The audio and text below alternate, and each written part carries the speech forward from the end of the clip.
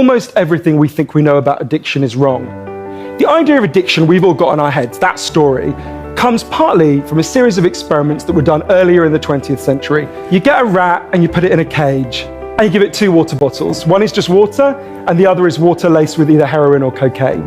The rat will almost always prefer the drugged water and almost always kill itself quite quickly. In the 70s, Bruce Alexander, professor of psychology in Vancouver, comes along and he looks at this experiment and he noticed something. He said, we're putting the rat in an empty cage. It's got nothing to do except use these drugs. Let's try something a bit different.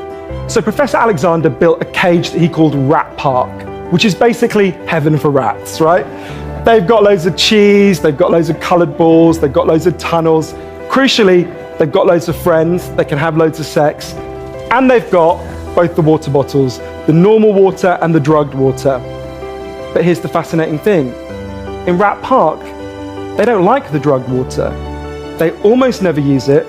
None of them ever use it compulsively.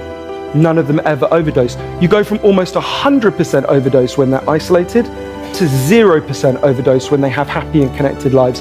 What if addiction isn't about your chemical hooks? What if addiction is about your cage? What if addiction is an adaptation to your environment? This has really significant implications. The most obvious implications are for the war on drugs, right? We punish addicts, we shame them, we give them criminal records, we put barriers between them reconnecting. Now, there's a place that decided to do the exact opposite, and I went there to see how it worked. In the year 2000, Portugal had one of the worst drug problems in Europe. So one day, the Prime Minister and the leader of the opposition got together, set up a panel of scientists and doctors to figure out what would genuinely solve the problem. And they came back and they said, decriminalize all drugs, from cannabis to crack. But, and this is the crucial next step, take all the money we used to spend on cutting addicts off, on disconnecting them, and spend it instead on reconnecting them with the society. But the biggest thing they did was the complete opposite of what we do.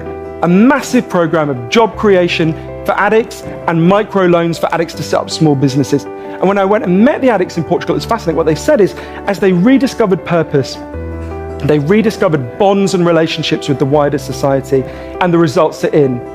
Injecting drug use is down in Portugal, according to the British Journal of Criminology, by 50%. Overdose is massively down, HIV is massively down among addicts, addiction in every study is significantly down. We talk all the time in addiction about individual recovery, and it's right to talk about that.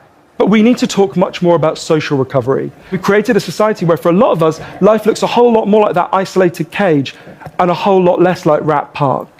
What I try to do now, and I can't tell you I do it consistently and I can't tell you it's easy, is to say to the addicts in my life that I want to deepen the connection with them, to say to them, I love you, whether you're using or you're not, and if you need me, I'll come and sit with you, because I love you and I don't want you to be alone or to feel alone.